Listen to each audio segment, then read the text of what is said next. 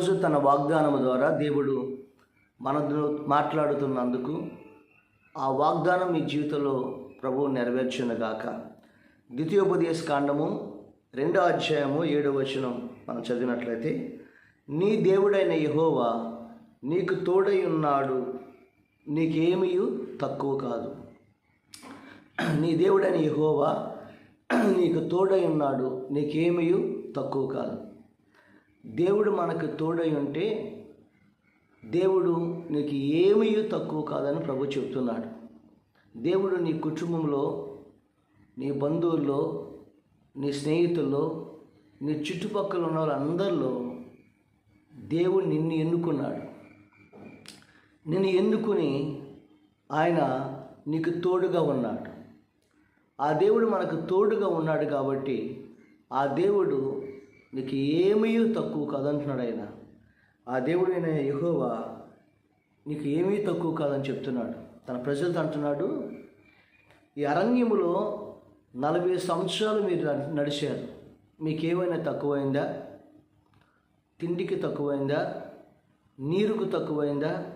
కట్టుకున్న వస్త్రాలు తక్కువైందా? మీకు ఏమన్నా సామాగ్రి పోగొట్టుకున్నారా? నేను మీకు తోడుగా ఉండి నేను దేవదూతలు తినే ఆహారాన్ని మీకు ఇచ్చాను. మీ శత్రువులను మీ ఎదుటి నుంచి తరిమేశాను. పగలు మేఘస్తంభంలో, రాత్రి అగ్నిస్తంభంలో మీకు తోడుగా ఉన్నాను. మీరు కట్టుకున్న వస్త్రాలు పాతగిలేదు, తొడుక్కున్న చెప్పులు తెగిపోలేదు. కాబట్టి ఈ అరణ్యములో మీకు ఏమైనా ఈ 40 సంవత్సరాలు నన్ను అనుసరించిన సంగతిని మీరు జ్ఞాపకం చేసుకోండి, మీకు ఏమైనా తక్కువైనదా అంటున్నాడు. దాన్ని ఆలోచించండి అని ప్రభు తన ప్రజలతో చెప్తూ ఉన్నారు. ఈరోజు నువ్వు కూడా ఆలోచించవచ్చు, నేను ప్రభువుని కలిగి ఉన్నాను. ఈరోజు నా దేవుడు నాకు ఏమీ కూడా తక్కువ చేయలేదు. కష్టములో, నష్టాల్లో, అనేక పరిస్థితుల్లో ఉన్నప్పటికీ కూడా ఆ దేవుడు నాకు తోడైనంత వల్ల నాకు సమృద్ధిగానే ఇచ్చాడు, నాకు ఏమీ తక్కువ కాలేదు అని దేవుణ్ణి మనం స్తుతించాలి. యోసేపు ఐగుప్తు దేశంలో ఉన్నాడు. ఐగుప్తు దేశంలో ఉండి ఆయన చెరసాల్లో వేయబడ్డాడు. యజమానుడైన పొతిఫరు ఇంట్లో ఉన్నాడు. చాలా కష్టాల్లో, చాలా బాధల్లో, వేదనలో, తండ్రికి తల్లికి దూరమై చివరకం చెప్పాల్సి ఒక అనాదిగా ఒక బానిసగా ఉన్నాడు. ఏనాడు కూడా యోసేపు నాకు తక్కువైందని చెప్పలేదు. తన యజమానుడే ఒక మాట చెప్పాడు, యోసేపునకు దేవుడు తోడై ఉన్నాడు, అందుకని యోసేపు చేయనదంతయు కూడా సఫలమైంది అని అంటాడు.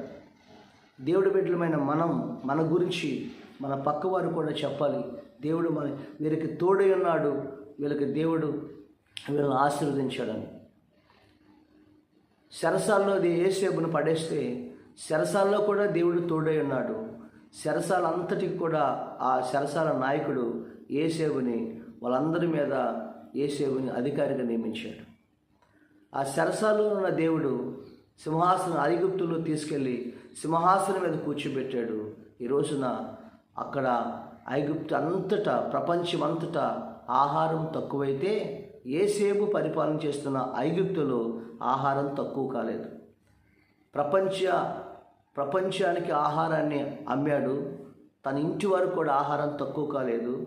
ఆయనకు దేవుడు తోడైన వల్ల ఆయనకు ఉద్యోగం తక్కువ కాల, ఆయనకు ఆహారం తక్కువ కాల.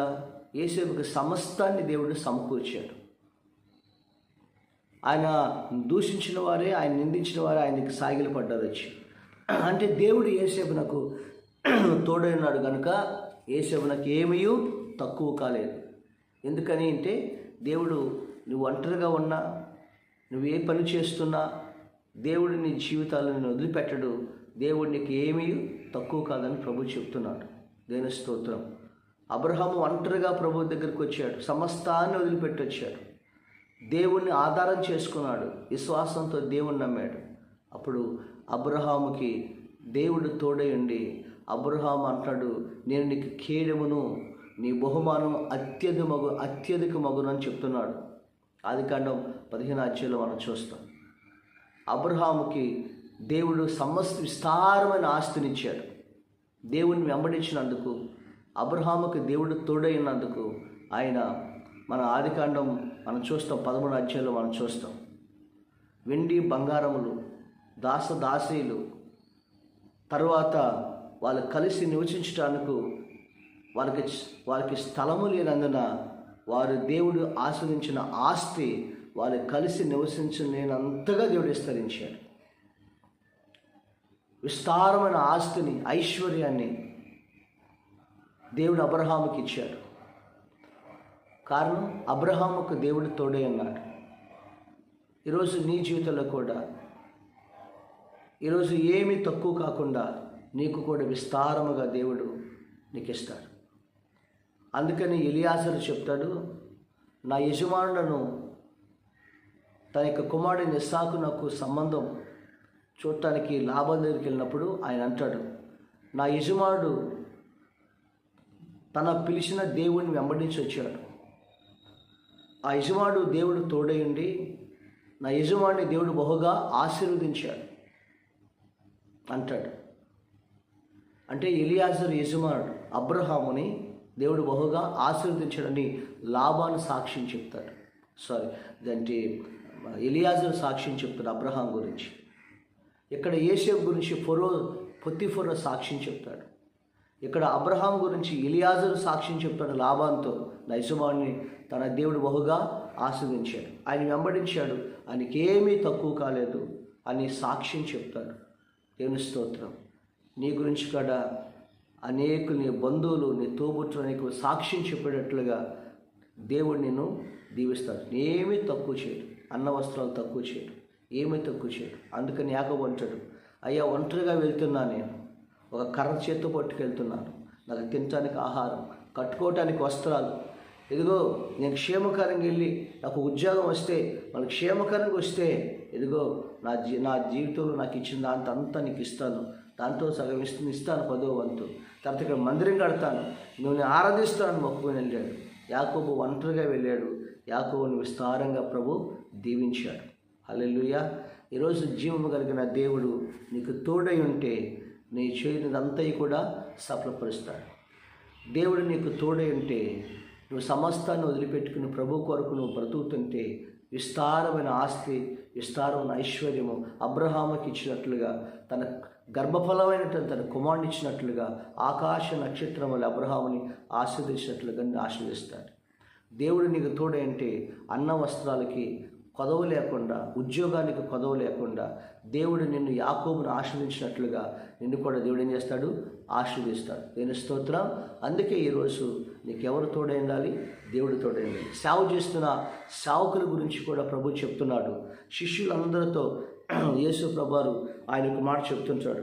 ఏం చెప్తాడంటే ఆయనకు మాట అంటాడు, 22వ అధ్యాయము లోకసువార్త 35వ వచనంలో చెప్తాడు, శిష్యులారా నేను మిమ్మల్ని సేవకు పంపించాను, మీరు సేవకి వెళ్ళేటప్పుడు ఏం తీసుకుని వెళ్ళారు, ఏం తీసుకెళ్ళక ఉట్టి చేతులతో మీరు సేవకి వెళ్ళారు, సువార్త ప్రకటించారు, మీరు ఆత్మను రక్షించారు, కానీ మీకు ఏమైనా తక్కువైనదా అని అడిగితే శిష్యుని అడుగుతారు, మాకు ఏమీ తక్కువ కాదు.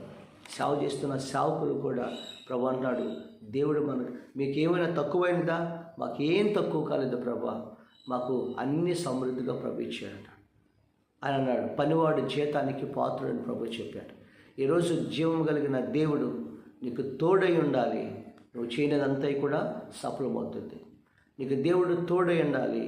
నువ్వు అన్ని వదిలిపెట్టు ప్రభు కొరకు బతికితే నీకు సమస్తమైనటువంటి ఐశ్వర్యాన్ని, ఆస్తిని అబ్రహాముకి ఇచ్చినట్లుగా అబ్రహాముని విస్తరింప చేసిన దేవుడు నీకు తోడై ఉంటే యాకోబుకి సమస్తాన్ని ఇచ్చినట్లుగా నీకు ఇస్తాడు.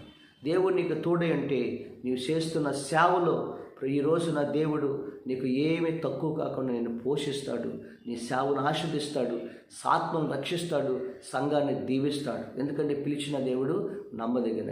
కాబట్టి నీ దేవుడు యెహోవా నీకు తోడై ఉండి ఆయన నువ్వు చేయనిదంతా కూడా నీకు సఫలమగును గాక. హల్లెలూయా. 5వ రాళ్ళతో అంటాడు, ఆ దేవుడు నీకు తోడై ఉన్నాడు కాబట్టి కొండలో పిసుకు పిండి తక్కువ కాలేదు, బుడ్డలో నూనె తక్కువ కాదు.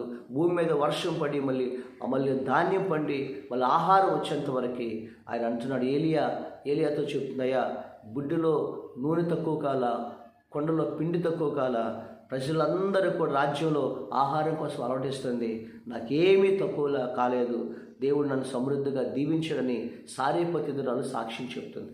అట్టి సాక్ష్యం నువ్వు చెప్పబోతున్నావు. దేవుడు నీకు తోడైండి నువ్వు చేయనదంతా కూడా ఈ దినము సఫలపరచునుగాక. ఆమేన్.